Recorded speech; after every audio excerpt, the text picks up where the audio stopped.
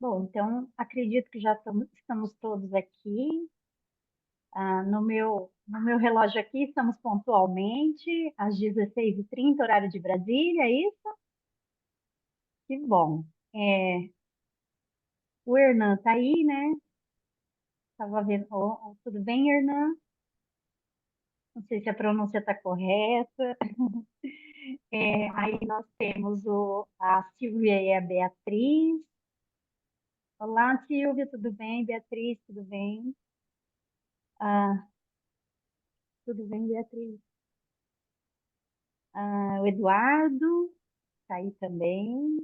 Oi, pessoal, tô aqui. Tudo bom? Como vai? E a Camila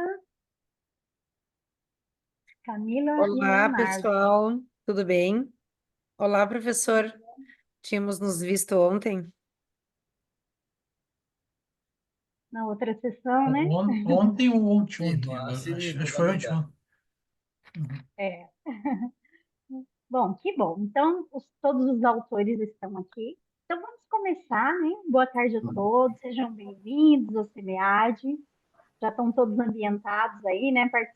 Alguns já participaram de algumas atividades. Então, mais um ano, com alegria que nós estamos aqui reunidos. Eu sou a professora Jaiane, sou aqui da Universidade Federal de Mato Grosso do Sul. Nosso horário aqui é um pouquinho diferente, né, Silvia? Estamos uma hora a menos de Brasília. Eu estou aqui no campus de Naviraí, que fica no sul do estado de Mato Grosso do Sul.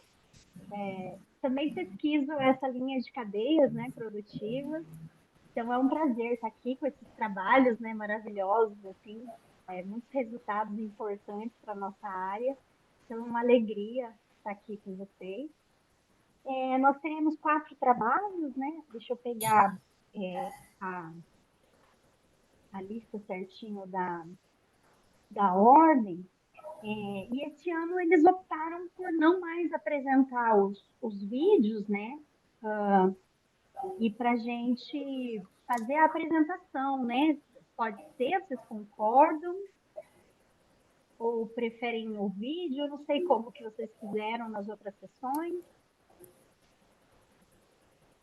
Bom, por mim, na Sapiens foi apresentado, mas é porque lá a gente tinha mais tempo, né? Então tem muita questão do tempo que a gente, pelo menos ano passado, eu sei que foi dos vídeos, mas se precisar, não sei o que É, os outros esperam ali. Mas essa questão de tempo, como a gente não planeja tempo e tem para conseguir falar de todos os trabalhos, o vídeo talvez ajudaria.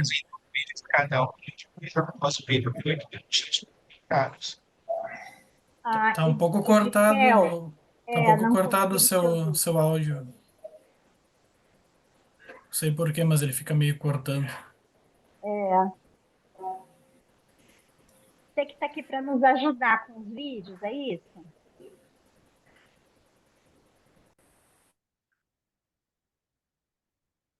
Deixa eu aqui.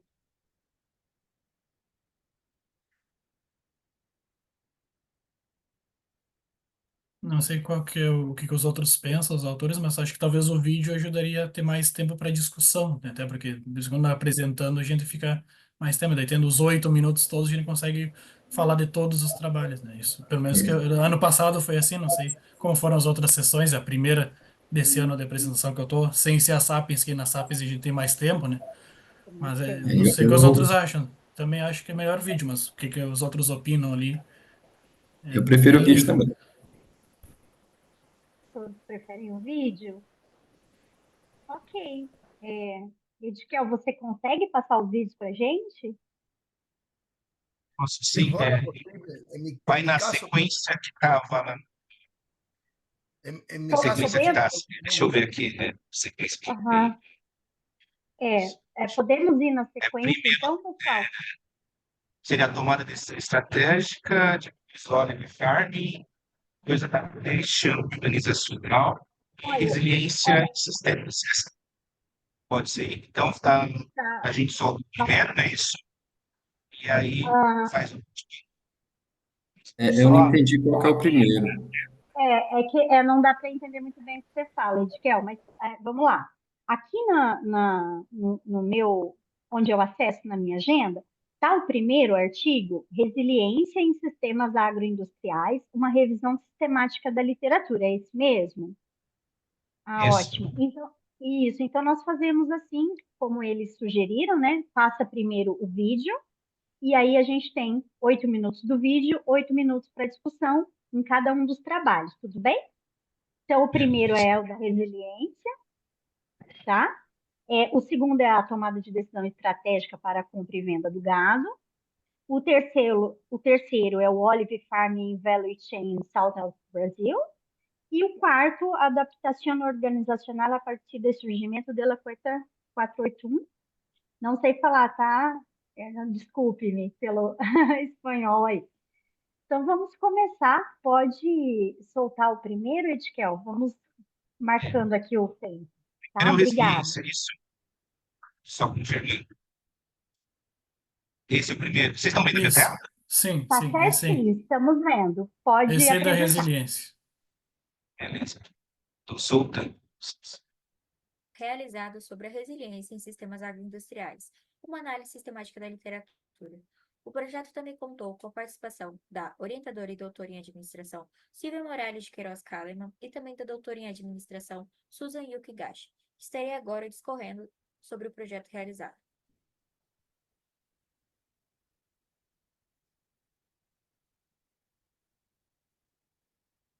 Bom, inicialmente foi explorado o contexto de resiliência nas cadeias produtivas. No caso, foi estudado também, primeiramente, o conceito de resiliência, que, embora amplamente discutido em contextos individuais, ele ainda não é totalmente explorado em sistemas agroindustriais, ou seja, ele não é, amplamente explorado quando se relaciona a sistemas agroindustriais. A resiliência ela é definida como a capacidade de enfrentar, superar e se fortalecer por adversidades, como dizem autores como Grotberg, Zimmermann e Ruther. Esses autores, eles acabam complementando a ideia do conceito de resiliência. Recentemente, o mundo acabou enfrentando crises significativas que acabaram por testar a resiliência das cadeias produtivas. Exemplos como o fenômeno El Niño em 2023, que acabou impactando as safras e ameaçou a segurança alimentar, a greve dos caminhoneiros em 2022, que acabou interrompendo o abastecimento, e a guerra entre a Rússia e a Ucrânia, são exemplos que acabou elevando os preços do trigo, são exemplos que evidenciam como fatores externos eles podem desestabilizar cadeias produtivas inteiras e ressaltam a interdependência dos sistemas agroindustriais. Dando continuidade à introdução, o objetivo do estudo foi de realizar uma revisão sistemática da literatura sobre os direcionadores da resiliência nas cadeias produtivas do agronegócio. O agronegócio, ele é uma atividade econômica crucial, não apenas pela sua contribuição ao PIB, mas também por gerar empregos e garantir a segurança alimentar. Então, definir o conceito de sistemas agroindustriais, conhecidos SAGs, é fundamental, porque eles nada mais nada menos são redes de transações que integram a produção, processamento e distribuição de produtos. E a distinção de SAGs com as cadeias produtivas é importante, porque enquanto as cadeias produtivas focam na transformação física dos produtos, os SAGs eles envolvem relações contratuais e organizacionais complexas entre os diversos agentes. E, no caso, a resiliência ela acaba sendo vital para os SAGs porque elas são vulneráveis a crises como desastres naturais, crises geopolíticas. E sem a resiliência, as cadeias produtivas elas podem falhar, comprometendo a segurança alimentar, a estabilidade econômica. Então, estudar esses direcionadores da resiliência é essencial para fortalecer o agronegócio e para preparar para enfrentar as adversidades. Agora falando sobre os desafios e classificações dos riscos.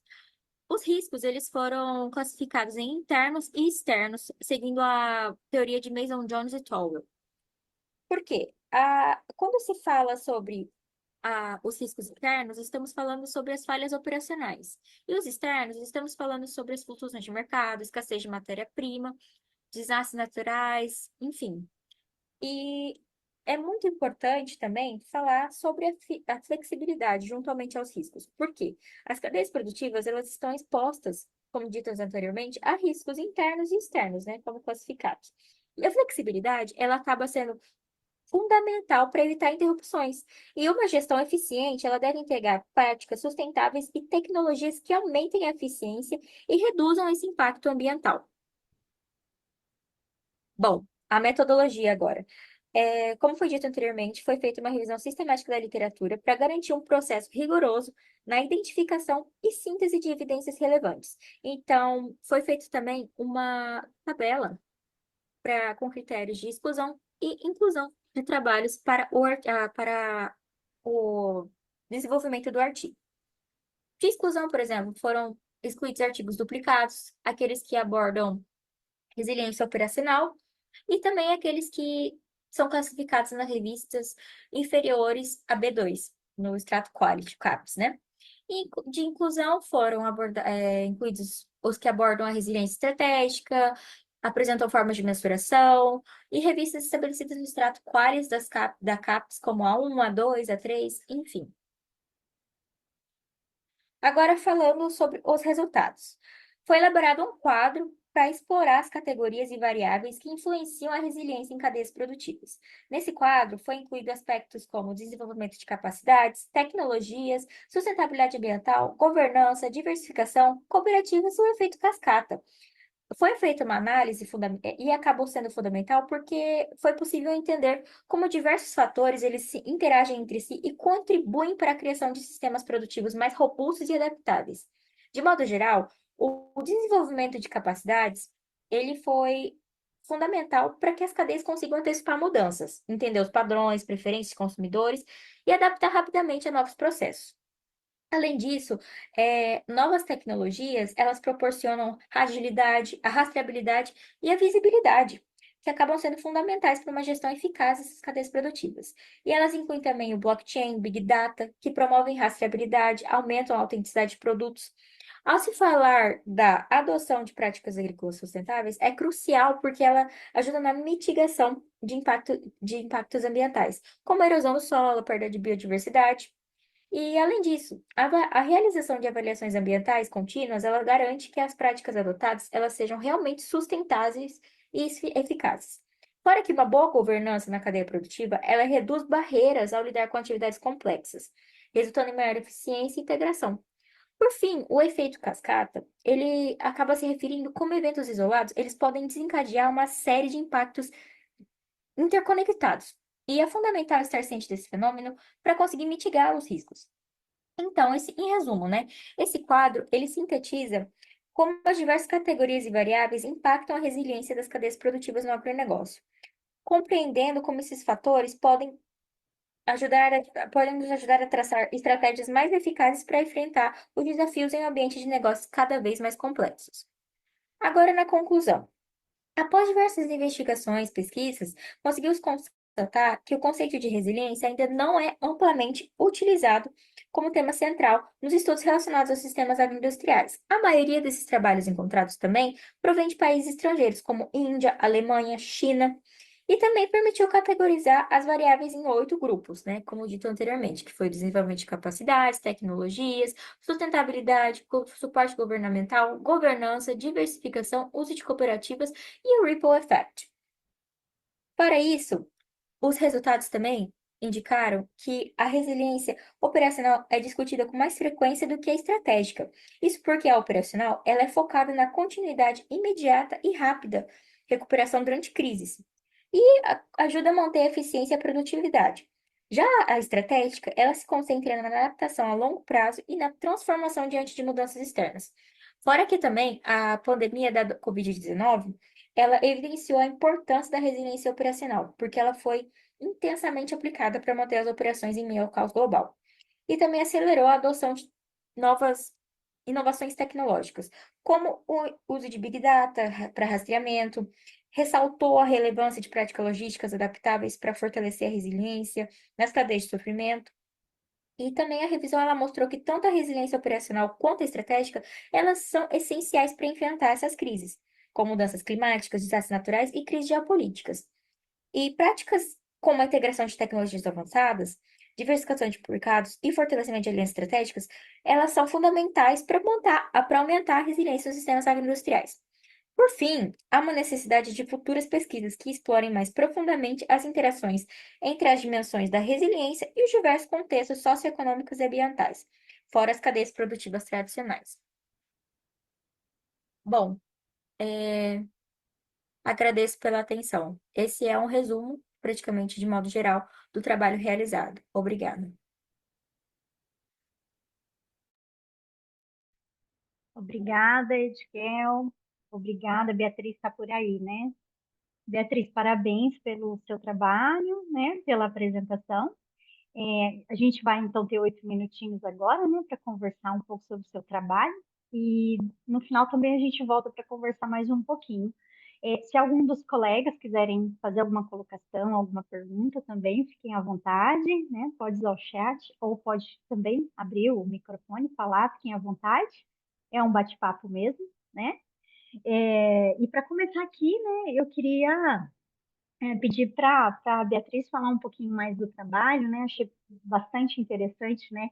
Como a revisão sistemática ajuda a gente a abrir a mente, ver coisas assim que a gente não tinha pensado, né? Eu queria perguntar para você, eu vi que você achou muitos trabalhos de fora, né? Da China, da Índia. Então, eu queria perguntar se tem trabalhos no Brasil, né? Se você achou alguma coisa no Brasil. E também queria que você falasse um pouquinho sobre essa resiliência operacional e estratégica, que eu fiquei assim, um pouco na dúvida, achei muito interessante, eu não tinha visto essa divisão, essa conceituação, então achei muito interessante se você puder falar mais um pouquinho para a gente. Boa tarde a todos, tudo bem? É, Primeiramente, a questão sobre os artigos encontrados no Brasil em relação aos outros países, como eu comentei até nas conclusões, são muito escassos. Desculpa a palavra, mas realmente, quando vou procurar, por exemplo, filtrar no Brasil, eu não achei muitos artigos relacionados com a resiliência em sistemas agroindustriais. Foram mais encontrados em outras áreas, como psicologia, até muitas de humanas, né, assim. Infelizmente, no agronegócio não achei. As únicas informações, assim, em textos que encontrei na plataforma até Cielos só, desculpa, foram relacionados à questão da pandemia, principalmente quando era a questão da implantação da tecnologia para ajudar na rastreabilidade das encomendas. Mas foram muitos poucos, e todos abordavam mais a questão da Covid-19. Não nada além, assim, que eu encontrei mesmo que relacionasse aos sistemas agroindustriais. E a relação da resiliência estratégica e operacional, por que que eu comentei nas conclusões e resultados? No início, a ideia mais era focar na resiliência estratégica, porque a estratégica é aquela que você faz a longo prazo, que você consegue resolver questões a longo prazo. Então, o que eu achei pesquisando, né? Tá tendo muita procura agora sobre as utilizações de defensivos agrícolas em alimentos que não sejam utilizados, que sejam mais orgânicos, enfim. Então, eu vi muitos artigos falando, principalmente fora do Brasil, sobre a procura desses certos alimentos e o que poderiam implementar a longo prazo para utilizar. Já falando da operacional, que é mais focado para resolver logo a curto prazo, foi a questão da Covid-19, porque foi uma coisa, um evento, né? Tu sabe, que acabou causando um caos global, assim. E não podia parar, infelizmente, porque a cadeia, ela é muito complexa, envolve muita coisa. Então, quando parou tudo, eles tiveram que achar um meio de continuar, não podia parar. Tinha que continuar transportando, tinha que continuar alimentando, tudo mais. E foi o que mais encontrei nos artigos sobre a resiliência operacional. Então, é mais esse assunto. Ótimo. Pensando na Covid, até você falou lá no final, né, da questão da Covid, mas agora, com tantos outros desastres que a gente Pois é. teve, né, e aí fico pensando no Rio Grande do Sul, né, a gente tem colegas Pois aqui no é. Rio Grande do Sul, e aí, nesse caso, também a resiliência teve que, né, acabar tomando ali o seu papel, o seu lugar, e talvez agora surjam mais trabalhos, né, porque Com realmente certeza. fenômenos, e aí Uhum. você pretende fazer isso eu não sei o que você está estudando, mas você vai dar continuidade a esse trabalho. Não, então, eu estou cursando administração ainda na Federal do Mato Grosso do Sul, e eu pretendo, né, continuar, porque eu acho que é um assunto bem, assim, interessante, porque a resiliência realmente é fundamental, né? Porque é a sua capacidade de conseguir se reerguer em meio às adversidades, mas eu achei muito interessante, principalmente quando é relacionado ao agronegócio. Tanto que eu conversei com outros professores e eles comentaram mesmo que resiliência não é muito relacionada a sistemas agroindustriais, né? Então eu achei interessante, eu acho interessante. Uhum. Não, e é justamente quando você fala, né, não tem trabalhos, ótimo, né? Que bom, tem Sim. espaço para você Aham. pesquisar, para Sim, poder sim. fazer. Então, eu acho que vale a pena, né, continuar. Não Com sei se certeza. algum dos colegas já trabalhou com essa área, mas eu também não tinha visto nas cadeias, então Uhum. achei muito bom o seu trabalho, né, porque aí é uma Obrigada. inovação, né, traz algo diferente. Então, Uhum. foi bastante interessante. Essa questão também do efeito cascata, né, eu acho que foi Sim. legal que você trouxe ali. Até eu fiquei em dúvida, quando você traz aquela tabela das categorias com as variáveis, eu fiquei em dúvida porque tem uma parte embaixo que está em branco, né? Então, a mesma categoria era variável, é isso? Sim, sim, sim. Ah, tá. Que aí era só repetir, né? Eu fiquei com essa Isso. dúvida. Sim. Então, talvez dava para preencher também, Uhum. igual, né? Para poder entender Não, que, né? sim, sim. Porque os outros assuntos, aí tem várias outras variáveis que são estudadas dentro daquela Dentro da categoria, cadeia. né? Sim, sim. E esse não. Uhum. Tá ótimo. Muito bom. Eu acho que por enquanto é isso, né, pessoal? Alguém quer fazer alguma contribuição? Ó, tá vendo? O assunto é inovador mesmo, né? Então a gente fica, né? Então, parabéns pelo seu trabalho, né? Espero que você continue. Obrigada. E depois a gente pode voltar, né, a discutir mais essa questão. Então, vamos para o segundo, pode ser? Sim, isso. Por favor, Edkel. O segundo seria definir É tomada o de decisão, isso. tomada de decisão, exato.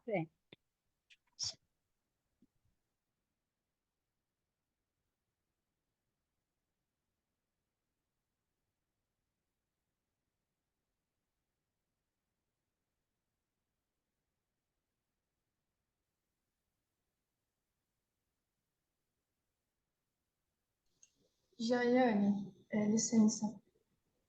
Eu só queria falar que eu cheguei, eu não Eu sou peguei o Eduardo. presença, tá Eu e bom? minha colega Lívia vamos Ah, apresentar sim. o trabalho Obrigada, Tomada de Lívia. Decisão Estratégica para a Compra e Venda de Gado. Estudo de caso sobre seleção adicional Acho de que o som tá propriedades baixo, né? HPP e simulações de custos e receitas, de autoria nossa e do professor Tiago Pera. O Brasil é o principal produtor de gado do mundo, em que os estados de Mato Grosso, Pará e Goiás são os principais estados produtores. Porém, Se São você Paulo se puder erguer um destaca pelo pouquinho volume mais, exportado, Edkel. qualidade e segurança da Ótimo. carne.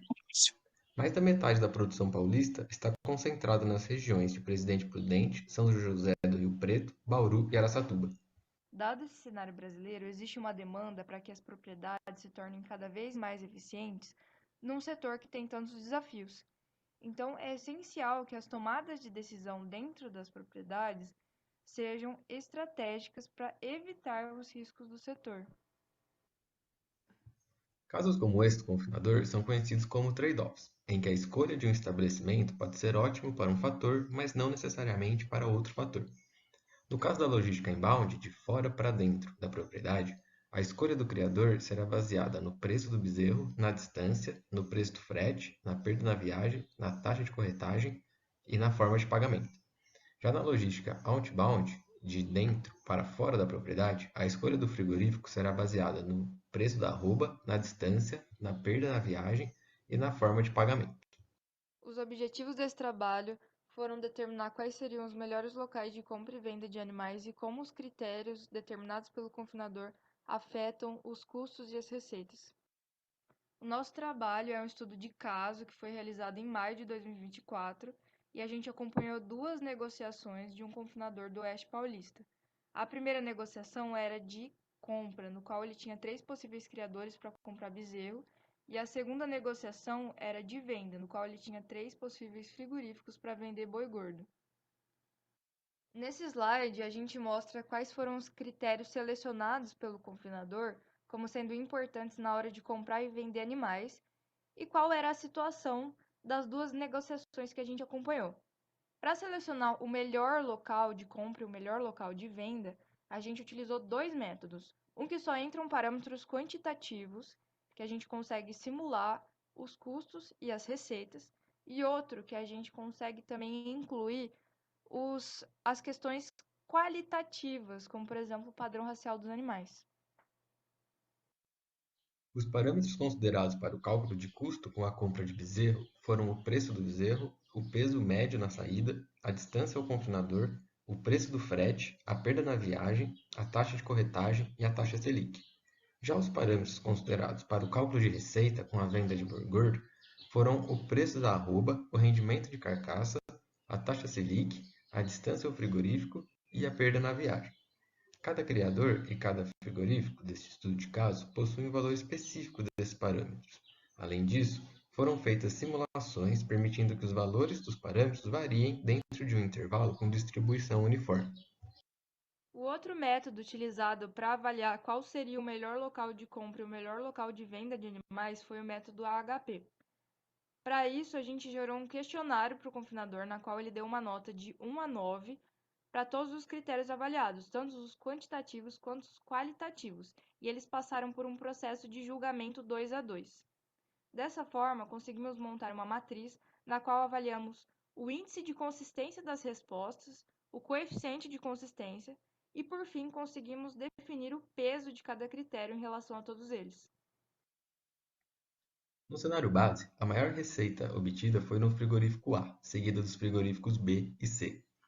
A receita do frigorífico A foi maior do que os demais devido à baixa distância do produtor, o que reduz a perda de peso do gado. Se não fosse pelo fator distância, a maior receita seria a do frigorífico C, mas a perda durante a viagem foi tão alta que inviabilizou o envio para este frigorífico. Em relação ao pagamento à vista ou a prazo, este fator não foi suficiente para fazer a receita do frigorífico B ser a maior, porque o período de desconto de apenas um mês foi curto e pouco impactou os valores. Todas as variáveis que compõem o cálculo de receita foram estatisticamente significativas na simulação realizada. Por exemplo, para cada aumento percentual da taxa de perda por hora de viagem, a receita final é reduzida em R$ 222. Por outro lado, para cada real de aumento do preço da arroba, a receita aumenta R$ 20. O valor de receita com gado pode estar entre R$ 3.600 a R$ 5.100 por cabeça, considerando as variações de todos os parâmetros que afetam a receita. Existe 25% de chance da receita ser menor do que R$ 4.300, 50% de ser menor do que R$ 4.700 e 90% de chance de ser menor do que R$ 5.000. No cenário base, o criador C oferece o menor preço por quilo de bezerro, seguido pelo criador A e B. O criador C oferece baixo preço por quilo, alto peso por animal, baixa taxa de corretagem e permite que o confinador pague a prazo, o que faz ser o criador que oferece o menor preço por quilo na chegada, mesmo sendo o criador mais distante do confinador. Todas as variáveis que compõem o custo da compra de bezerros foram estatisticamente significativas na simulação realizada. O valor da compra de bezerro pode variar entre R$ 8,40 e R$ 12 por quilo, considerando as variações de todos os parâmetros que afetam o custo. Existe 25% de chance de o preço ser menor do que R$ 9,50 e 50% de chance de ser menor do que R$ 10,50. Em relação aos resultados do método AHP, a gente pode perceber que os pesos dados aos critérios gerou o frigorífico B como sendo o mais interessante para a venda de boi gordo. Possivelmente, isso está atrelado ao peso que o confinador deu ao rendimento de carcaça dos animais, que difere do cenário base, na qual selecionou o frigorífico A como sendo o mais interessante para a venda de gado. No caso da compra de gado, o método AHP selecionou o criador A como sendo o mais interessante, que também diferiu do cenário base da simulação que selecionou o criador C. Possivelmente, esse resultado está atrelado ao peso que o confinador deu ao padrão racial, sendo que os animais do criador A eram Nelore e os animais do criador C eram mestiços, e o confinador tinha preferência para animais Nelore. Nesse estudo de caso, a gente pôde perceber que o uso de ferramenta como a simulação podem auxiliar o produtor na tomada de decisão em relação aos parâmetros quantitativos, identificando os resultados mais vantajosos financeiramente. Mas os fatores qualitativos podem impactar na decisão final, fazendo o produtor não escolher aquela que minimiza o custo ou maximiza a receita.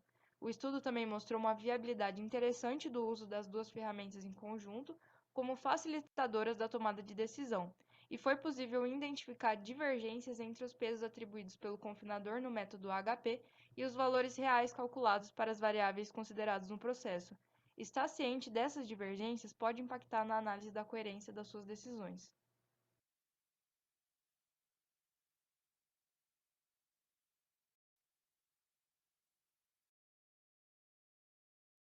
Obrigada, Edkel. Quem que está desse trabalho? Oi. Sou eu e o Lívia. Eduardo. Ah, sim, os dois. Ai, que bom. Tudo bem? Parabéns, né, pelo trabalho, parabéns pela apresentação. Nós temos, então, um tempinho agora para conversar, né, sobre o trabalho. Bastante interessante, né? E eu li esse trabalho assim com bastante afinco, porque eu também trabalho com gado, e aí eu fiquei, né? Eu falei, nossa, vamos ver o que que isso vai dar. Então, assim, são questões assim realmente muito interessantes. E aí, por fim, a gente fica pensando assim, né? Cada negociação é uma negociação. Então, assim, Exato. por mais que você faça cálculos e tenha as questões quantitativas e qualitativas, cada negociação é uma negociação. E tem muito do qualitativo, né? Do informal, da questão da confiança, da questão da amizade, da raça, né? A questão da preferência pela raça, assim, é muito interessante, né? Então, assim, eu fico pensando, imagina que alguém que planta soja, eu tenho preferência por essa semente, né? Então, assim, a cadeia do gado realmente é muito incrível, é muito diferente. Então, é uma outra realidade paralela, assim, quando a gente olha em cadeias produtivas, né? Então, eu queria que vocês falassem um pouquinho mais, né, sobre isso, por que que vocês escolheram esses métodos, qual que é a ideia, o que que vocês pretendem fazer, o que que vocês estão trabalhando, puderem falar um pouquinho mais? Tá. Eu posso começar, a Lívia pode complementar também. Eu sou agrônomo, trabalho com economia aplicada e eu estava numa disciplina de logística e foi nessa disciplina que a gente aprendeu esses métodos. E, e no trabalho a gente queria aplicar esses métodos, né? E aí a gente ficou pensando, né, onde que a gente podia aplicar. A gente viu essa questão do confinador, que é mais a área da Lívia do que a minha. Eu sou mais a parte quantitativa e analítica de dados. Mas a gente viu que os dois métodos eles poderiam auxiliar, né, de alguma forma. E como que juntar os dois poderia auxiliar o produtor, né? Então, eu sei que na área agrícola o pessoal não gosta de fazer muita conta, mas eu acho que é importante o pessoal fazer conta. E até como você também frisou, né, cada negociação é uma negociação, tem que ter muitos fatores variáveis que vão interferir. A própria perda durante a viagem, sabe? É um fator variável que a gente contemplou também. Então, foi uma mistura de tudo, assim, uma mistura de áreas e que a gente achava que os dois métodos poderiam auxiliar. Acho que a Lívia pode complementar.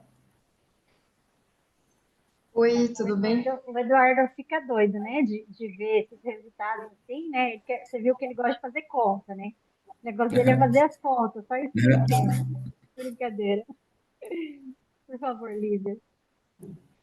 Então, a gente acabou também, da forma da gente ter pegado o método da HP foi para tentar pegar qual que seria a escolha do confinador, sem só perguntar para ele, qual que você escolhe, mas para a gente conseguir entender qual que é o peso que ele coloca para cada critério, né? E os critérios foi ele que escolheu também, o que ele olha, mas ele acaba fazendo isso de cabeça, né? Então, o método HP foi mais para a gente conseguir comparar com as contas que a gente faz no papel, né? Que aí já foi mais a parte do Eduardo.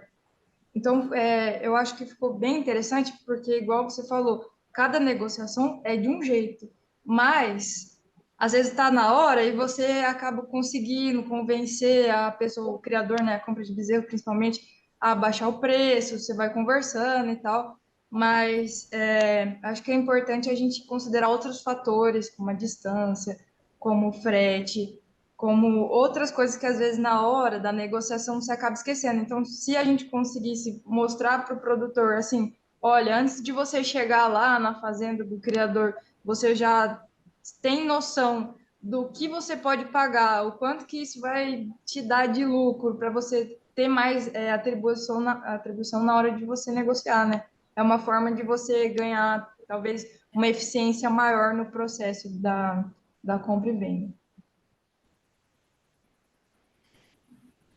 Mas daí tem sazonalidade, tem outras questões, né, que vão impactar, né, e até com algumas pesquisas que eu fiz no Paraná, a questão de você não encontrar o bezerro, né, é outro problema, né, porque falta bezerro, né, na verdade. Então, eles têm muita dificuldade assim, né. Então, tem muito confinador que daí ele fala, vou ter que criar, fazer cria, porque senão não vou ter, né? Não vou ter bezerro. Então, vai faltar também. Então, eu sei que essa outra parte, né, que é a questão do bezerro, também é um problema, né?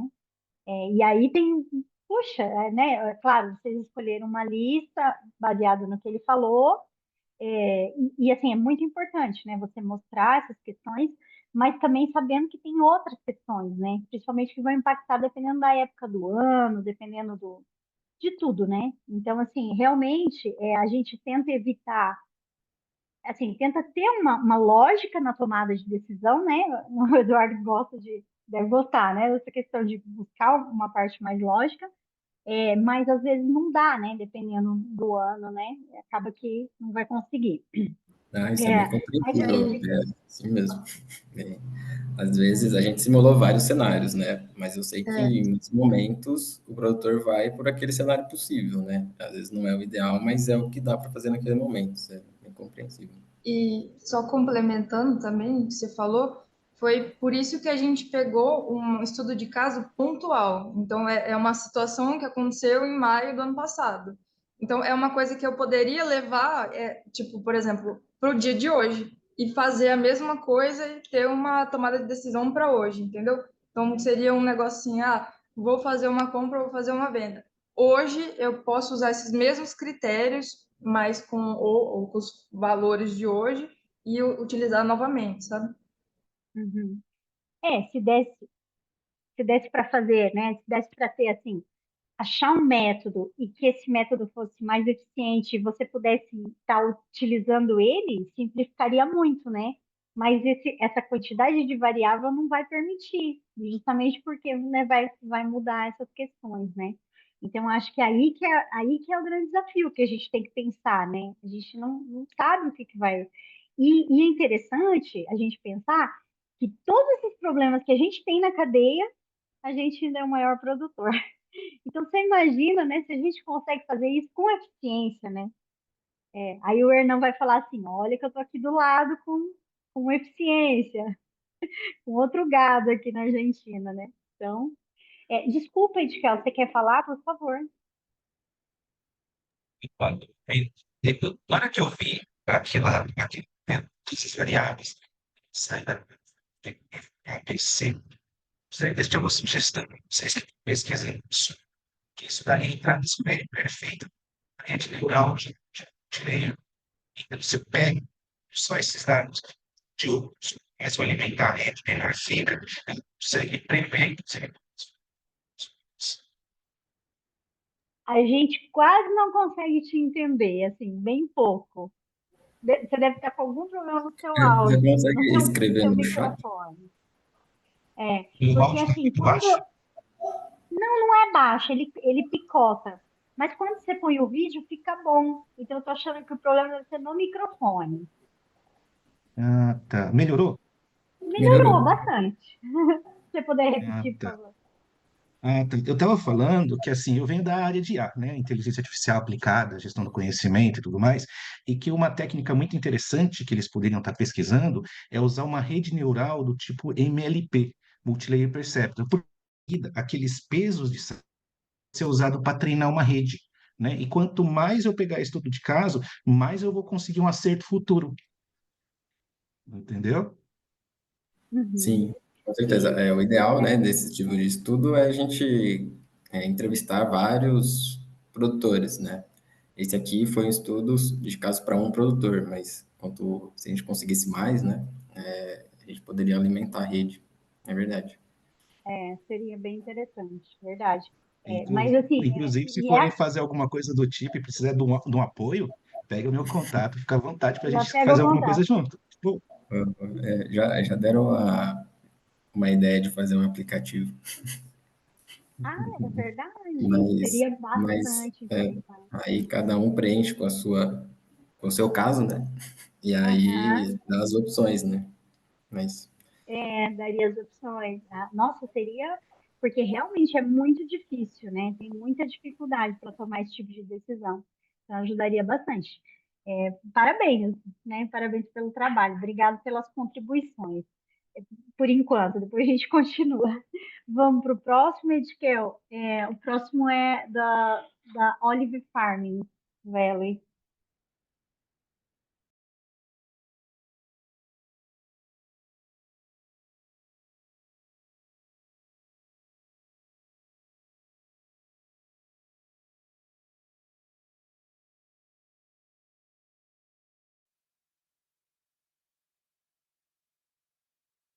Olá pessoal, meu nome é Leonardo Cagliari, sou doutorando em administração pela URGS e eu vou fazer uma breve apresentação do artigo Cadeia de Valor da Olivicultura no Sul do Brasil, Desafios Passados e Promessas Futuras, de minha autoria, junto com Camila Coleto e Daniela Calegaro de Menezes.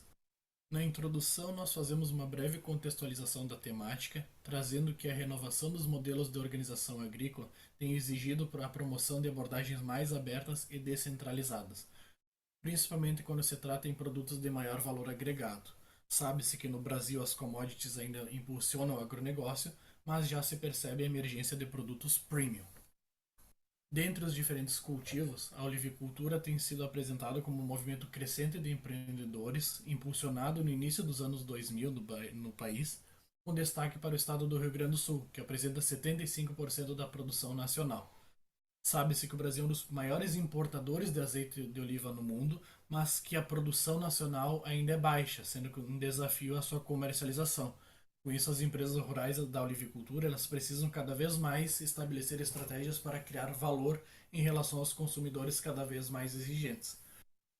Diante dessa contextualização, o objetivo do artigo foi analisar a dinâmica da cadeia de valor da olivicultura do Rio Grande do Sul, Brasil. A partir da fundamentação teórica, a pesquisa apresenta como metodologia uma abordagem qualitativa exploratória, aqui considerada estudo de caso da olivicultura do Rio Grande do Sul, em que as entrevistas foram realizadas por videoconferência e abrangeram 20 empresas produtoras de azeite de oliva e 8 atores pertencentes a instituições de suporte à cadeia produtiva. A pesquisa documental teve como fontes documentos e relatórios proporcionados pelos diferentes atores, bem como os websites das empresas. A observação direta incluiu participação em eventos relacionados à olivicultura e visitas técnicas nas empresas que foram entrevistadas. A análise dos dados foi realizada a partir dos procedimentos da análise de conteúdo e, para auxiliar na codificação, os dados das entrevistas foram transformados em um corpus textual para análise lexicográfica no Iramutec. As técnicas utilizadas foram a estatística textual e a classificação hierárquica descendente. Ela permitiu a construção de categorias a posteriori, conforme delimitado na metodologia da pesquisa. Nos resultados, nós começamos pela apresentação do caso, em que a olivicultura é um cultivo milenar de países do Mediterrâneo, em que diferentes tentativas de implantação ocorreram no Brasil, mas sem muito êxito ao longo do tempo. No início dos anos 2000, uma nova tentativa foi instaurada e permanece até hoje, sendo que o Rio Grande do Sul é o principal estado produtor, com destaque para a metade sul do estado, que é tradicionalmente agropecuária. Com isso, a olivicultura é vista como um modo de diversificar a matriz produtiva a partir da geração de renda, empregos e sustentabilidade ambiental. Iniciativas para promover a olivicultura foram desenvolvidas, como o Pro-Oliva, o Ibro-Oliva, a Rota das Oliveiras e o Cadastro Olivícola. A classificação hierárquica descendente ela gerou 4 classes. A classe 1, de cor vermelha, ela apresenta o maior percentual de segmentos de texto e foi denominada comercialização por destacar termos mercado, vender, azeite extra virgem. O segundo maior percentual é a classe 4, denominada colaboração e parcerias, por ter os termos setor, hidroliva, ecossistema, troca, colaboração, associação. A classe 3, de cor azul, foi denominada produção, pelos termos oliveira, solo, plantar, hectare. E a classe 2, que tem o menor percentual de segmento de textos, foi denominada industrialização, por apresentar termos garrafa, azeitona, embalagem, máquina, fornecedor, dentre outros. Na análise das categorias, seguindo o ordenamento da cadeia de valor do agronegócio, a produção ela apresenta desafios para produzir em um país subtropical, com condições de clima e solo diferentes dos países do Mediterrâneo. Toda a falta de conhecimento acarretou num processo de aprendizagem dos empreendedores, em que necessitaram o apoio de instituições públicas e privadas.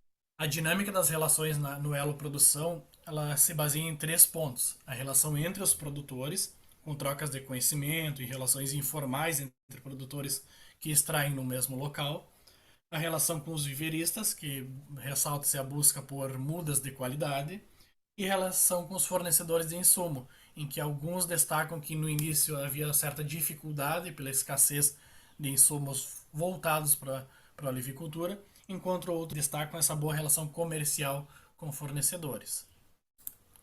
No elo industrialização, destaca-se o papel do lagar, onde é industrializado o azeite de oliva, né? Então esse lagar ele tem um papel central, sendo que algumas empresas possuem seu lagar próprio e outras terceirizam essa atividade, identificada como uma prestação de serviço em que outros produtores são clientes do lagar. Então existe uma certa interdependência entre lagar e produtores. Outro elemento da industrialização é os fornecedores do lagar, em que tem os maquinários, os materiais e as tecnologias. Então, existe todo o feedback, o alinhamento entre fornecedor e empresa para tentar agregar valor à produtividade do azeite de oliva. Na comercialização, que é o principal gargalo da cadeia, destaque-se o preço mais alto do que os importados, apesar da qualidade superior identificada no produto local. O produto nacional ainda necessita ampliar a sua produtividade, pois está em estágios iniciais, e busca a conscientização dos consumidores em relação à sua qualidade. No que se refere aos canais de distribuição, tem-se a venda direta, os empórios e delicatessens, que são lojas especializadas em produtos premium, os intermediários que compram e revendem o produto, restaurantes e hotéis, que além de comercializado, é uma publicidade para as empresas, e os supermercados, que têm como foco principalmente os importados, visto que necessita uma certa produtividade, uma quantidade que os produtores locais ainda não alcançam. A quarta categoria ela abrange as colaborações e parcerias. Destaque-se instituições como o Ibraolive e o Sebrae, com esforços voltados à valorização do azeite gaúcho. Sabe-se da existência de desafios e barreiras para a colaboração, envolvendo o receio de alguns produtores em compartilhar estratégias e conhecimentos. A inovação é vista a partir do cultivo, pois o cultivo da olivicultura já é vista como inovação, de processos em que busca-se aumentar a produtividade dos olivais, e dos produtos, em que busca-se um desenvolvimento de subprodutos, como cosméticos, entre outros. O termo ecossistema também surge principalmente na relação de complementaridade entre cadeias e segmentos econômicos, pois a olivicultura, a vitivinicultura, a gastronomia e o turismo é vista como integração de produtos agrícolas que podem gerar um ecossistema de agroprodutos. Ainda em estágio inicial essa integração, mas é considerado o futuro da olivicultura. Nas considerações finais, nós retomamos os principais resultados obtidos no artigo, destacando como desafios o conhecimento técnico, os fornecedores e a concorrência com os importados, e como perspectivas futuras a produtividade, a colaboração estratégica e o olivoturismo, sendo esse o caminho para a olivicultura do Rio Grande do Sul. Como contribuições teóricas, nós abordamos o contexto de uma cadeia de valor em mercados emergentes, fazendo toda essa discussão com a literatura. E como contribuições práticas, nós destacamos a olivicultura em si, a integração entre os setores e a valorização do azeite local. Existem limitações e sugestões de estudos futuros que são listadas na pesquisa, principalmente em questões metodológicas de escolhas por parte dos pesquisadores, e algumas sugestões de futuros estudos a partir do que foi identificado. E essa era a apresentação, agradeço a todos pela atenção. Parabéns pelo trabalho. Acho que é o Leonardo e a Camila estão aí, né? Isso, sim. Parabéns pelo trabalho. Sim, Leonardo, estamos aqui. vocês estavam ano passado também, né? Foi 2022. Quando a Jane entrou na sala, eu mandei uma mensagem para Camila. Eu conheço a Jaiane de algum evento que eu apresentei um Sim, trabalho também da minha tese ali, e a Jaiane estava na discussão ali, então eu lembrei. e nós Eu éramos, lembrei. e eu era coautora dele, Jaiane. Uhum, Ah, que Essa legal. dupla já tem bastante tempo. uhum. Pois é, de sucesso essa dupla, viu? Porque assim, o trabalho está muito bom, eu gostei bastante. E assim, eu aprendi muito, né? Eu estava rindo do lagar, né? Que eu olhei a figura, né? O que é isso? Aí que eu fui entender, né? Então, assim, eu aprendi muito com esse trabalho, né? E assim, que trabalho que vocês fizeram, né? Quantidade de entrevistas e quantidade de atores ali, assim, eu achei incrível mesmo. Então, parabéns mesmo pelo trabalho. Assim, tudo assim para mim, né? Eu não entendo nada, né, de olivicultura, eu aprendi bastante, mas eu acho que trabalhar essa coisa da agregação de valor é muito importante para nós, né, no Brasil, porque a gente fica ali preso, né, nos produtos commodities, então assim, foi bastante legal.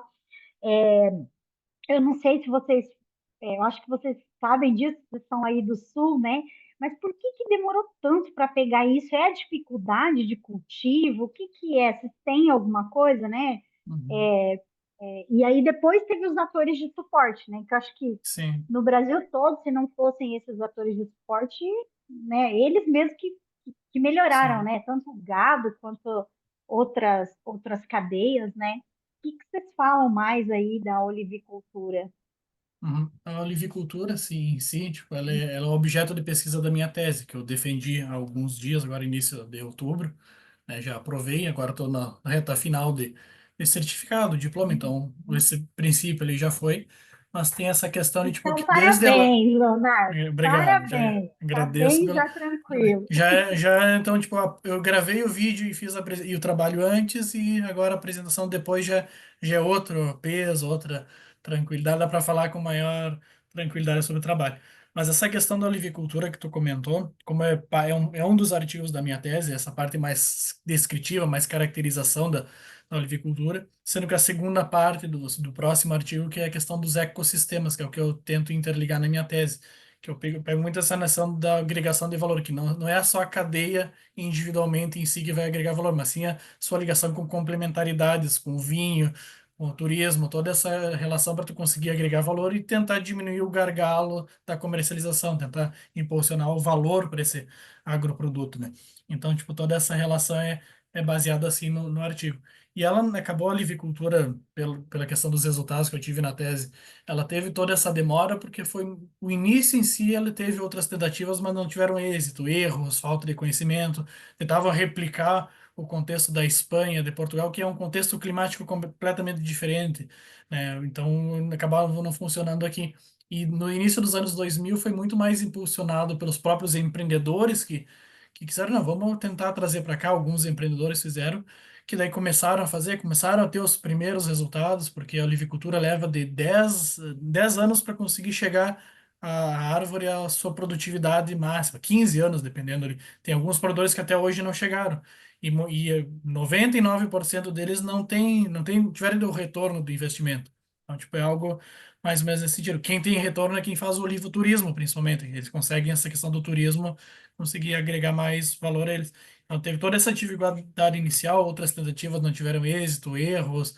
Problema também na questão de material genético para trazer para o Brasil, que teve uns problemas de regulamentação que acabaram queimando o material genético quando passou para cá, que não fizeram corretamente. Tem toda uma história, tem toda uma descrição que dá para fazer ali dessa questão específica ali da chegada da olivicultura aqui. Então, foi esses primeiros empreendedores ali nos anos 2000 que começaram a impulsionar, tiveram êxito, e a partir disso que as entidades, essas organizações, como a Embrapa, a Emater, ali começaram a entrar e começaram a apanhar. Ainda falta um pouquinho mais de apoio, os próprios produtores falam isso, os próprios membros da Embrapa dizem que ainda falta mais apoio nosso ali para a olivicultura, porque foi muito papel. Se não fosse os empreendedores, não teria os produtores rurais, eles não teriam essa questão. E eu chamo muito de empreendedor porque não é aquele produtor comum, é um investidor, é alguém que tem um hobby, que vê a olivicultura como um hobby, ele tem a sua outra atividade, sua outra sustentação ali, econômica ali, e a olivicultura é um investimento para o futuro. Então, todas essas questões acabam atreladas à olivicultura ter apenas agora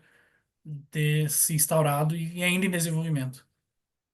Deixa eu só fazer um comentário, Jaine. Eu me lembro que naquela nossa apresentação em 2022, a Márcia Barcelos estava junto, lembra? Uhum. E naquela ocasião, a gente discutiu porque eu também terminei a minha tese, e o Leonardo, a gente trabalha juntos, então isso eu sempre entrei como segunda autora das pesquisas do Leonardo e ele das minhas, mas a pesquisa do Leonardo no início, quando a gente falava em agregar valor, aquele artigo que a gente apresentou, óbvio que tu não lembra, né? Mas a gente tentou fazer uma comparação da pecuária, da vitivinicultura e não sei se da oliva Sim. usando um modelo de ecossistemas, um modelo do Grandstrand, que é um modelo assim bem clássico de ecossistemas. E a gente percebeu ali, naquele primeiro trabalho, bem mais simples do que esse, né? Que a questão da carne, quem agrega valor ou quem mais interfere é os frigoríficos. Sim. Então, os frigoríficos, e tu é dessa área, pelo que eu percebi, e os frigoríficos, eles vêm e pautam a discussão da cadeia. Diferente, por exemplo, da oliva agora, que é uma construção mais coletiva.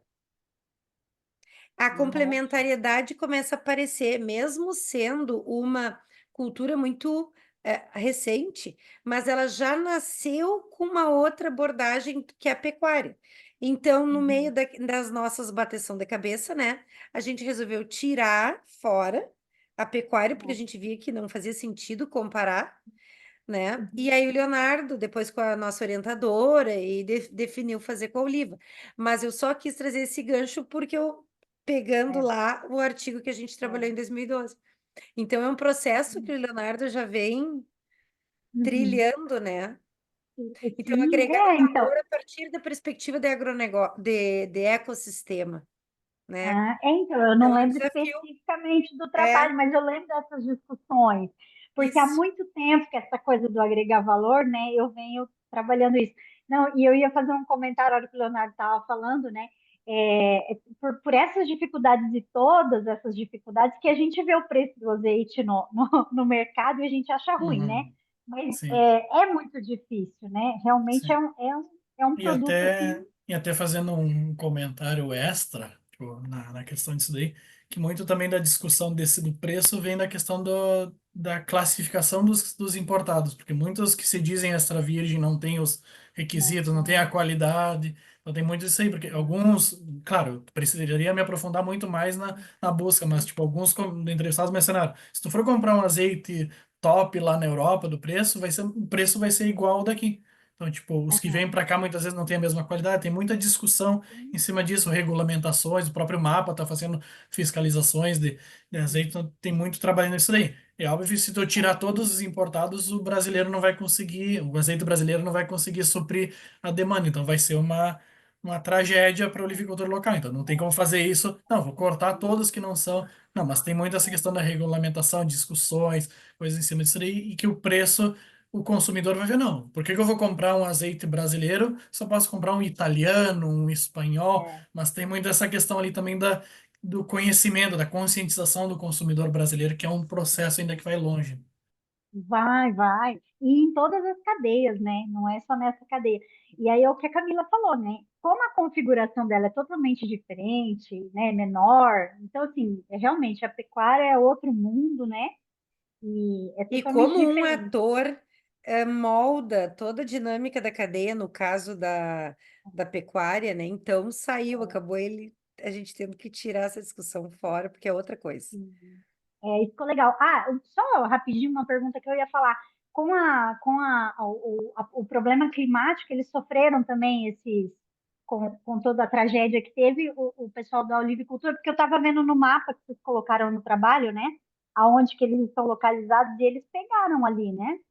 Sim, tipo, até a questão, tipo, das entrevistas em si, tipo, elas foram feitas antes da tragédia climática entre si, porque eu fiz no final do ano passado as entrevistas, aí depois em janeiro eu comecei a trabalhar com o Iramotec, daí leva um tempo para transcrever, ajustar, né, então levou um tempão ali para fazer tudo isso daí, mas tipo, foi antes de tal, mas teve uma certa quebra de safra ali, da questões, tipo, que o Rio Grande do Sul acabou sendo atingido, então isso é esperado, então teve uma redução ali para alguns e isso é esperado, que para esse ano vai ter uma produtividade menor. Então, buscam agora para o próximo ano tentar uma ampliação, né? Que já é esperado uma diminuição Até alguns resultados que eu peguei agora para a tese em si, tipo, no finalzinho, eu não vou adicionar um dado de 2024 ali para publicar. Aí tinha a questão, já tinha o gráfico, já deu uma descida na questão do volume de leads. Você pensa, tá crescendo ali o gráfico, mas teve uma pequena queda. Então, tipo, É, isso é esperado, né? É visualizado.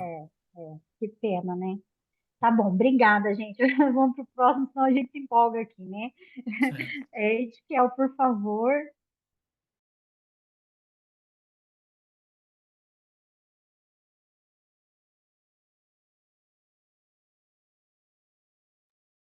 Eu? Ah, não. Sim, Hernan, ele vai colocar o seu vídeo, tá? Muy buenos Perfecto. Días. Mi nombre es Hernán Palau, profesor de la Facultad de Agronomía de la Universidad de Buenos Aires.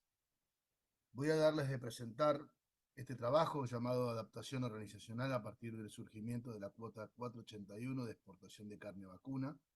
Los autores fuimos María de los Ángeles Sotero, Hernán Se você Palau, quien puder les ver um habla, y pouquinho Sergio mais, Sánchez. Ezequiel. A modo de introducción, en el mercado de ganados y carne, la vacuna en la Argentina, la gobernanza habitual es el mercado spot. Esto se debe a que los activos específicos en general son medios abajo y no hay contratos, por lo tanto hay bajos niveles de salvaguardas. Se ven algunas excepciones, como por ejemplo en la Asociación de Productores Exportadores o en consignatarios de Hacienda, y esto lleva muchas veces que haya un alto nivel de incertidumbre, sobre todo por pérdida de cuasi rentas. En este sistema, el 70% de la comercialización de carne va al mercado interno y el 30% va al mercado externo. Y dentro de lo que es el mercado externo, hay exportación con cuotas y sin cuotas.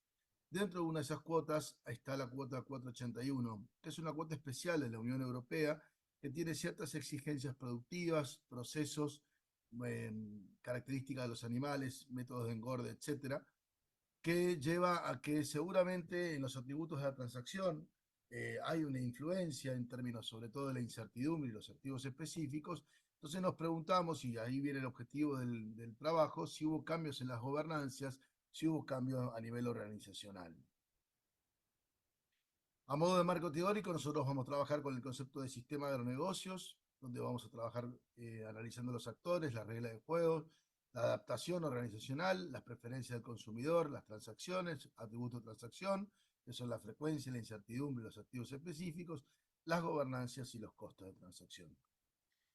En términos metodológicos, vamos a trabajar bajo el abordaje de la epistemología fenomenológica, con fuentes de información secundarias y primarias a través de encuestas y entrevistas que hicimos a diferentes actores del sistema. La cuota 481 es importante plantear que da exigencias al productor ganadero en términos de que tiene que haber cambios tecnológicos a nivel del manejo, la nutrición y la trazabilidad. Sobre todo el animal tiene que estar 100 días en engorde a corral y haber aumentado 100 kilos durante esos 100 días en engorde a corral. Para la industria frigorífica también hubo ciertos cambios en términos básicamente de capacitación del personal, packaging etiquetado, y por último hay una especificidad temporal de 3 meses cada cupo trimestral, lo cual hace que sea muy importante los tiempos de faena y de exportación. Esto lleva a la necesidad de mayor nivel de coordinación porque los activos específicos son mayores. Cuando le hicimos preguntas a los ganaderos y a los industriales, lo que vemos que esa necesidad de mayor coordinación se tradujo sobre todo en términos de acuerdos de palabra. Tanto los productores como los frigoríficos plantean que hay algo de contrato formal, pero sobre todo acuerdos de palabra. Por lo tanto, acá lo que vemos que en la teoría hubiese sido oportuno haber analizado que en realidad los productores y los industriales lleven a tener contratos más del tipo formales, donde estén más especificadas las salvaguardas, justamente producto de esa mayor incertidumbre que se da en el sistema y de mayor activos específicos. Sin embargo, lo que vemos en la realidad es que no hay contratos formales, hay todos acuerdos de palabra, hay una mayor frecuencia de transacción en general y esa mayor frecuencia de transacción brinda mayor confianza entre las partes, se genera una alta dependencia bilateral Por lo tanto, las transacciones y la relación entre productores e industriales está basada principalmente en la confianza y en el conocimiento previo. Ya a modo de conclusión, por lo tanto, en la cuota 481, el momento de entrega de los animales, la especificidad temporal, juega un rol clave, ya que una vez completado el cupo, lo que no entra en el mismo se redestina según las oportunidades de negocio a otros mercados, y esto puede llevar a la pérdida de la cuasirrenta. Frente a esta situación, nosotros vemos que los actores, en vez de haber ido a los contratos formales, fueron a los acuerdos de palabra, evidentemente porque hay una tendencia de los actores del sistema donde no quieren firmar contratos de ningún tipo, no quieren atarse a ningún tipo de acuerdo con otro actor del sistema. Por lo tanto, vemos que la cuota 481, a pesar de que es una cuota interesante desde el punto de vista económico para el productor y para el frigorífico, ha tenido cierto grado de exportación variable y por eso ha ido decreciendo estos últimos años, porque la adecuación y la coordinación del sistema no estuvo muy ajustada o alineada a las necesidades tanto de los productores como de los industriales. Muchísimas gracias.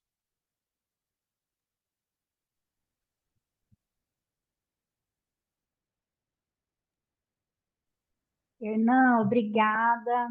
Parabéns pelo trabalho. Bem curto, Sim, é bom que dá tempo da gente conversar. Tá.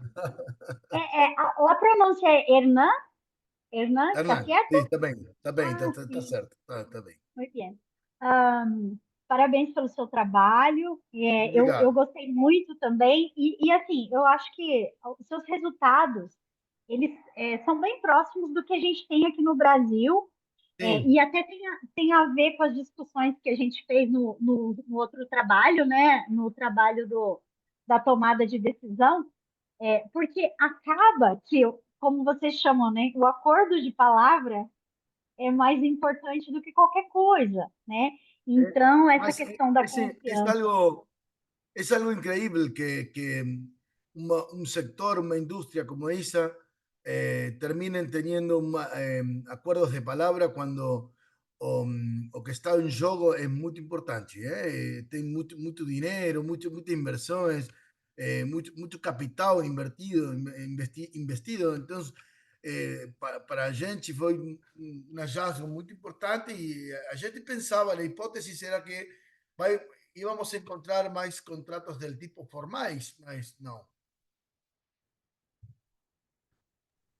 Sim, eu peço licença, eu vou compartilhar aqui com vocês um link, Como é, não? principalmente para o Hernan. É um trabalho da minha tese, que publiquei agora esse ano, saiu na revista da IFAMA, que é justamente falando sobre a confiança na cadeia da carne bovina, né? Ok. Então, eu compartilho aqui com vocês, com o Hernan também, e eu acho que é isso, né? A gente acaba tendo resultados bastante semelhantes, né? E você tem trabalhado nessa cadeia há um tempo, né? Você trabalha com outras cadeias também ou não? Sim, por Sim, supuesto, sim. e as outras cadeias, elas têm também essa diferença? Cada uma trabalha de um jeito ou não? Cada uma é distinta, mas, por exemplo, na cadeia de limão, que es muy importante en Argentina y es importante en términos de exportación, eles têm más integración vertical, Sim. no tem contratos. Ok. Só tem uma compra via mercado quando a qualidade não é importante. Mas se a qualidade é importante e o volume é importante, eles decidem ter uma integração vertical firme. Sim. E a olivicultura é forte também, né? A olivicultura é muito forte, sim. Também tem como dois áreas importantes: as empresas com alta qualidade e de exportação. Em geral, eles têm integração vertical. Eles têm a finca, ou seja, o plantio, e depois tem a fábrica, a indústria, e depois eles exportam. E quando tem baixa qualidade e não é importante a qualidade, não, eles vão por mercado, não tem contratos ainda. Uhum. No caso, né, do trabalho do Leonardo, da Camila, né, eu acho que ali a gente poderia aprender bastante com a Argentina, né, nessa questão da E olivicultura, outro, né? outro setor interessante é a indústria do vinho. Também, Sim. o que a gente vê aí é integração vertical e alguns contratos mais também de palavra, producto de uma alta frequência, uma alta relação, muita história, muito trabalho em conjunto, né? Uhum. Mas no caso eu acho que tanto do azeite, por exemplo, na Argentina, quanto os vinhos, né, eles já têm um reconhecimento por qualidade que o Brasil não tem, Sim, né?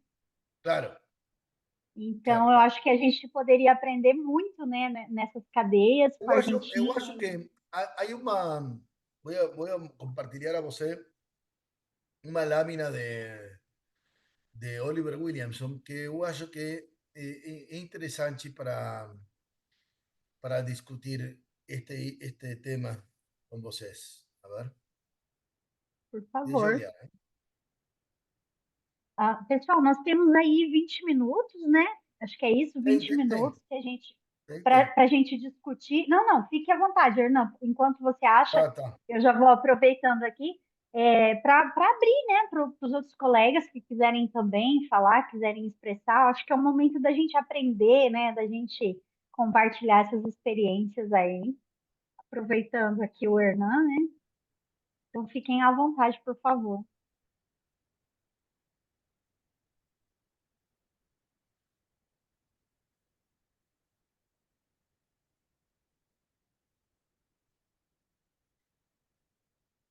Un segundo. Estava um silêncio aqui, agora começou barulho, um vizinho. Sí, tal cual. Isso. Acá llegué. Permiso. Con licencia. Por favor.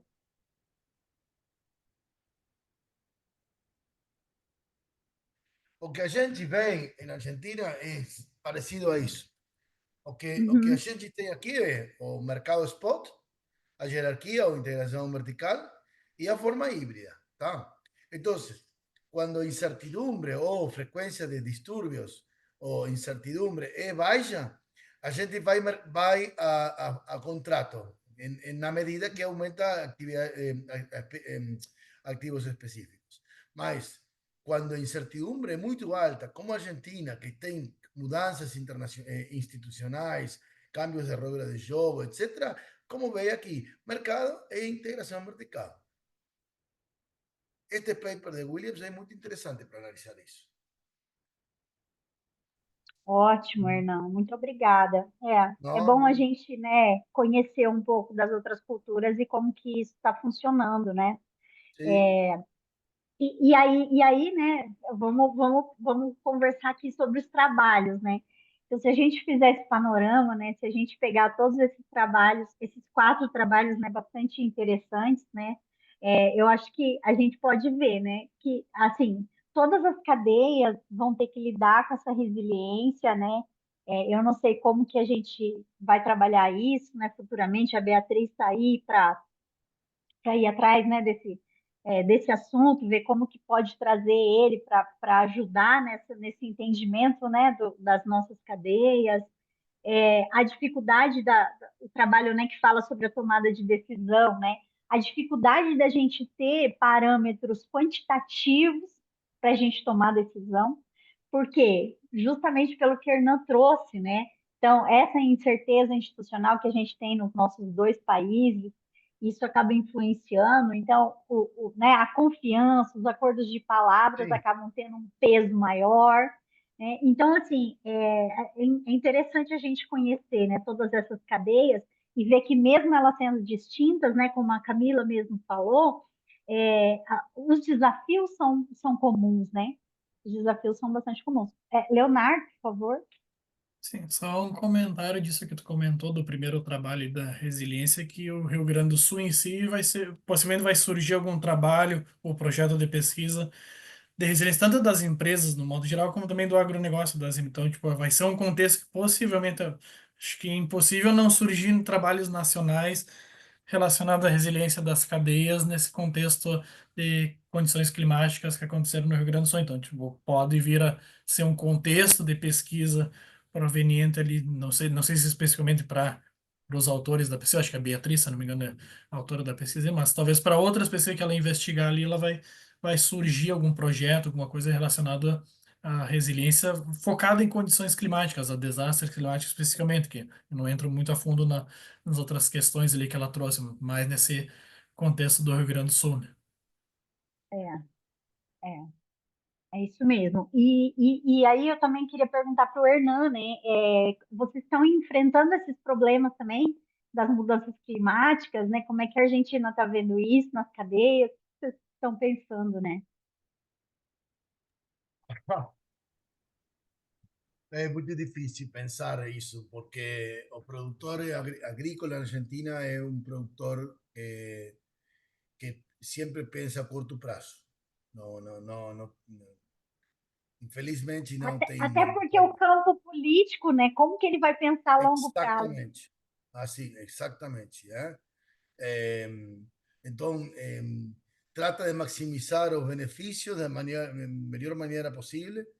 Eh, Felizmente tem um sistema de produção agrícola de commodities com plantio direto muito instalado e isso é importante, em termos ambientais e em termos de custos, de redução de custos, mas eu acho que a agenda ambiental na Argentina ainda não está instalada no produtor, está como todavía, ainda está como os produtores não, não acreditam demasiado sobre diferentes questões e eu acho que também falta um pouquinho mais de conhecimento acerca de ferramentas financeiras para ter seguros de climáticos, né? A gente aqui na Argentina infelizmente não usa demasiado seguros climáticos. É um tema importante, no grado, ¿no? En commodities agrícolas, mas sí, en frutas, en vino y otros sectores, él está en seguros climáticos. Uhum. A gente também trabalhou a questão, a gente enfrentou muita seca, né, o ano passado, o ano retrasado aqui no estado de Mato Grosso do Sul. Então a gente trabalhou também uma questão lá sobre contratos, esses contratos agrícolas, né, de seguro. Então também é um problema, né, porque eles não estão disponíveis para todas as cadeias. Falta um monte de coisa, né? Eu acho que o Rio Grande do Sul também, né, Léo, ele vai ter esses problemas, né, ainda mais agora, né? Então, assim, porque quem que vai fazer seguro agora, com esse monte de desastres que teve, né? Então, assim, é um problema que realmente eu acho que agora vai começar a, né, a aflorar mais, cada vez mais, né? A gente tem esses problemas de contratação de seguro agrícola. Então, também é um outro tema que eu acho que fica, né, para a gente, né? Eu acredito que tem bastante coisa que a gente pode trabalhar, né, tirar desses trabalhos aqui, né? A gente precisa continuar, né, com essas pesquisas e ver como que a gente pode contribuir mesmo com as cadeias, né, com os nossos produtores, porque eles precisam do apoio, né, principalmente do apoio da universidade. Então, assim, parabéns a todos, né, que estão aqui na sessão e que a gente possa continuar, né? Camila, você quer fazer algum comentário? Não, eu estava aqui ouvindo o Hernan, eu conheço um pouquinho a Argentina, que eu gosto muito da Argentina, e estava aqui analisando a fala do Hernan, não conheço exatamente a fundo as cadeias produtivas, a gente enxerga um pouco de fora, né? Mas realmente as tuas colocações, assim, meu Deus, com um contexto político desses, como é que um produtor vai, né? São desafios. Eu estava em janeiro do ano passado, janeiro desse ano, eu acho, na Argentina, e eles estavam, eu achei tão interessante isso. Eles estavam comentando que o argentino estava começando a comer guisado, que não comia. Uhum. Tá, guisado é a carne moída que a gente come aqui. Então a gente, poxa, uma coisa tão boba, né? Mas é o impacto considerável aí na questão cultural, né, Hernan? Argentino É comendo assim, guisado chega a ser um. é assim, é É. assim, é assim. Infelizmente, sim. É, o que para Pra, nós o pra... guisadinho aqui é bem bom, viu? Mas eu sei que vocês Não, não não, não, gostam não. disso. Mas demonstra questões econômicas também, não? Da gente. Claro, total, Sim, total. Tá é. comendo guisado porque. E outra também, a discussão era na televisão, assim, era que do jeito que estava desvalorizado a moeda argentina, era inconcebível não exportar. Sí, bueno, Sim, Né? Não agora, sei se eu agora a entendi, cosa se trocou, eu. ¿eh? Em Agora, janeiro, isso, né? Era não, não, inconcebível não exportar. agora tem mudanças aqui, tem cambios, sim, sim, sim, sim. Então, Por ejemplo, este año 2024, cuando termine o ano, vai ser o ano mais importante da história da Argentina na exportação de carne bovina. uhum, que E, bom. e uma paradoxa, o consumo de carne bovina na Argentina agora é o menor da história. tá, mas é por quê? Porque estão exportando, porque não tá Não, valendo a porque a pena gente não colocar. tem, não, porque a Não tem gente não dinheiro. tem dinheiro. Tá, por isso que eu disse. Então, o Claro, argentino tá comendo carne moída, porque não tem correto. dinheiro. E o outro tema é o consumo de frango já superou no consumo de carne vacuna. Uhum, A gente está sim, consumindo agora é 50 uma quilos tendência, né? 50 quilos de frango e 45 de carne vacuna. Uhum, Y es un indicador de cuestión socioeconómica, ¿no? Claramente, uhum, claramente. uhum, uhum, Sí, sí. A gente tem 50% de pobreza en nuestro país. uhum, 50% de pobreza. 7 de cada 10 meninos, crianças, están en la pobreza. 7 de cada 10. sim. Muito forte. É um desafio muito grande. É muito forte, É, infelizmente. é. Bom, pessoal, muito obrigada, né, pelas contribuições aí. Eu ia pedir para que todo mundo pudesse abrir a câmera, a gente fazer uma foto, né? Já que a Sim. gente não consegue se encontrar, né, Camila, pessoalmente, tá Pois difícil. é. O ano passado eu fui no SEMEAD. Ah, você Mas foi? esse ano, em função dessas questões climáticas que a gente não sabia direito como é que ia ficar o nosso aeroporto aqui, aí eu, ai, Sim, não vou me. melhor não No ir. fim, É, abril, tá, a princípio tá também, tudo né? ok. É, para mim é mais difícil também para ir, porque, né, a gente que mora no interior é um trabalho e essa época, né, é muito difícil para É, professor, né?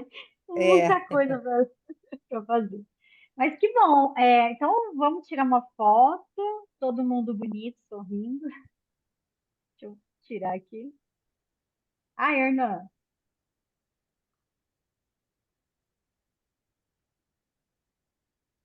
ótimo. Bom, Obrigado. Bom, então parabéns a eu quero todos. agradecer. Pessoal, no chat tem a avaliação, por favor, não esqueçam de avaliar a sessão, tá? Quero agradecer a todos pela participação. Espero encontrá-los logo, né? Nos próximos aí. Boa sorte nas pesquisas, continuem, né? A gente precisa tentar superar, né, nossos problemas aí, que não são poucos. Então, Não, tudo obrigada bem. e até Muito a obrigado, próxima. Chayane. Muito obrigado. Hernan, muito obrigada, viu? Continuamos em Tchau, contacto, tá? tchau. Estamos lá. Leonardo, Camila, obrigada. Tchau, pessoal. Obrigado. Eduardo, obrigada. Edkel, obrigada pela ajuda. Aqueles probleminhas Eu, técnicos. eu printei todo mundo, tá? Todo mundo que Ah, participou, os legal. nomes e tudo mais, coloquei no documento Word, vou colocar lá no grupo, tá bom? Ai, tá Tá. bom. Muito obrigada, viu, querido? Até mais. Tchau, Ah, tchau. tchau.